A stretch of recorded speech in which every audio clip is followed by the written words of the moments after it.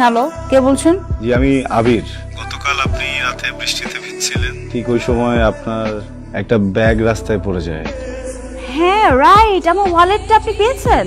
জি আমি আপনাকে কোথায় এসে দিবেন আমি অ্যাড্রেসটা পাঠিয়ে দিচ্ছি, প্লিজ টাইমলি চলে আসবেন। হ্যাঁ, এক্সকিউজ মি, আপনি আবির? আমি খুবই কিউরিয়াস ছিলাম যে আপনি আসবেন কি আসবেন না। এখান থেকে কিন্তু আপনি আমাকে 100 টাকা লোন দিয়েছেন। মানে মানে আমি নিজেই আসলে 100 টাকা এখান থেকে নিয়েছি, আমার আসার ভাড়া ছিল না তো। আপনি তো খুব মজার মানুষ। টাকা কোনো বিষয় না, দেখেন আপনার অনেক টাকা তাই না?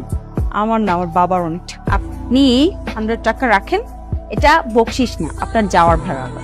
এটা লাগবে না, 100 টাকা দিলাম না। আমি তো অটোতে করে আসছি, আবার অটোতে করে যাবো 20-40 টাকা, আর 60 টাকা এরপরে থাকবে যেটাতে আমি চাটা সব সমস্যা কি? এটা তো অনেক হিসেবে। কি করেন আপনি? কিছুই করি না, বিদেশে যাওয়ার ট্রাই করি কিন্তু হচ্ছে না। বিদেশ যাবেন কেন? দেশেই তো এখন কত কিছু করার। কোথায় যাবেন? কোন কান্ট্রি? ওইটা না বলি। আচ্ছা, আপনার নামটা তো আমি সেভ করে রেখেছি, কোনো অসুবিধা। And you can call me any time.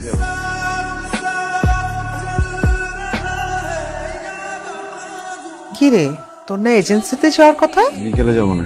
বিকালে কেন? এখন যা। মা আমার এত মাথা ব্যথা করতেছে, আর রোজ অনেক বাইরে, বিকালে যাই। নবাব সাহেব আমার সকালে খেয়ে আপনি বাইরে যান, আবার বিকালে খান। খেতে খেতে সর্বশান্ত করে আমার ঘাড়েই বসে খাচ্ছেন।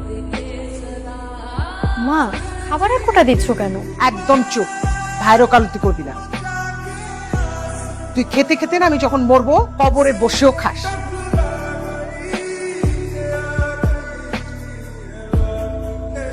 বলো আবির, ভাই ছবিগুলো একটু রাখেন।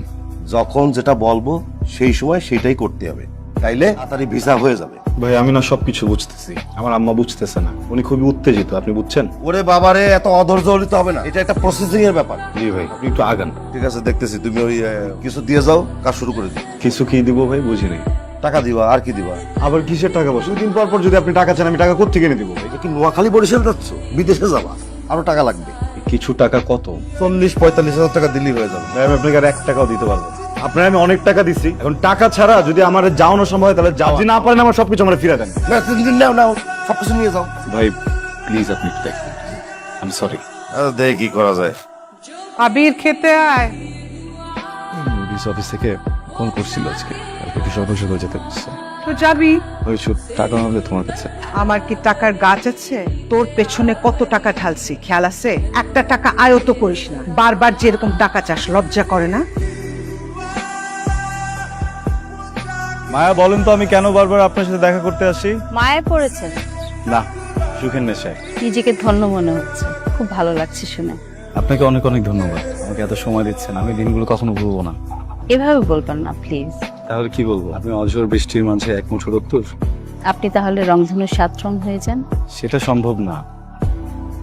চলুন। কেন, আর একটু থাকি না? সবকিছু স্থিতি স্থাপক সীমা আছে, যেটা অতিক্রম করা নিষেধ।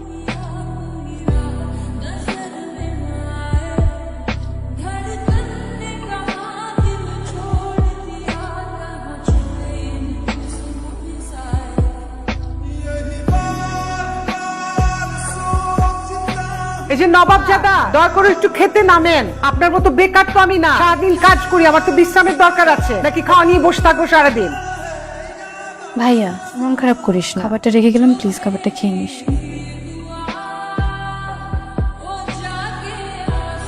ইয়াইন, বিয়ে তো আমাদের পছন্দ হয়েছে, তবে একটা ছোট দাবি ছিল। জি বলেন। যদি একটা গাড়ি দিতে পারতে। ভাই সাহেব, আমার যা টাকা পয়সা সবই দালালকে দিয়ে ছেলে বিদেশ যাবে। এটা কি বললেন আপনি? আপনি সামান্য একটা গাড়ি দিতে পারবেন না আপনার মেয়ের জামাই রে?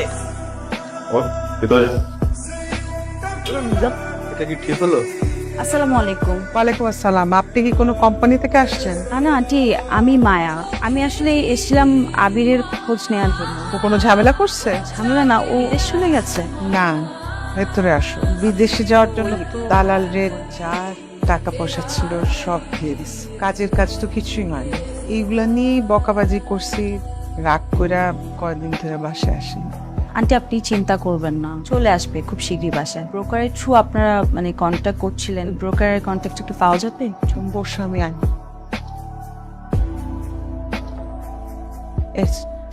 ওকে আন্টি, আমি দেখছি কি করা যায়, আপনি কোনো চিন্তা করবেন না। বলেন ম্যাডাম, কি হয়েছে?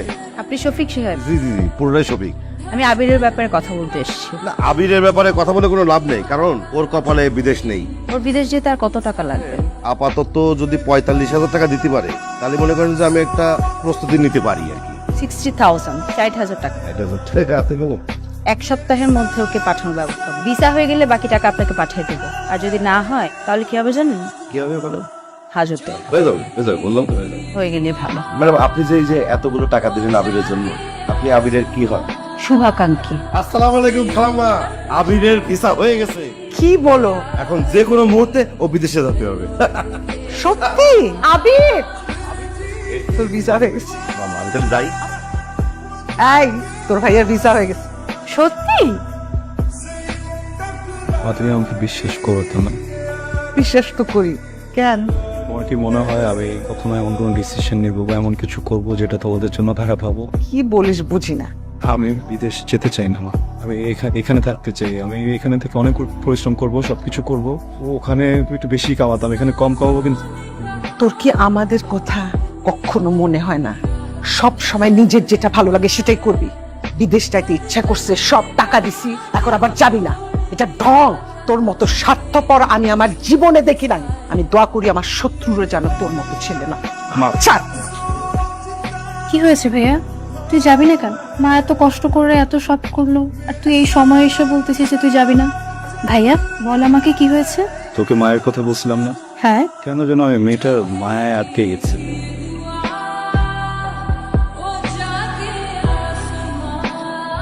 হাই, হঠাৎ এরকম আর্জেন্টলি কল? অনেক ইম্পর্টেন্ট একটা কথা বলবো।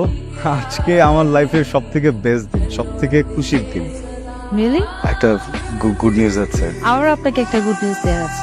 তাই নাকি? আচ্ছা, আপনি বলুন। আমার বিয়ে ঠিক হয়ে গেছে। কংগ্রাচুলেশনস। Thank you. আমি আজকে কার্ডটা আনতে পারিনি, নেক্সট ডেতে কার্ডটা নিয়ে আসবো। ফ্যামিলি সহ আসবেন। আপনি কি যেন একটা গুড নিউজ দেবেন বললেন? ভিসা হয়ে গেছে আমার। Wow, congratulation. আমার যাওয়ার প্রিপারেশনের কিছু কাজ টাজ বাকি, তাহলে যাই। Okay, see you soon. না, তুমি ফুলের মতো। Thank you. ভালো থেকো।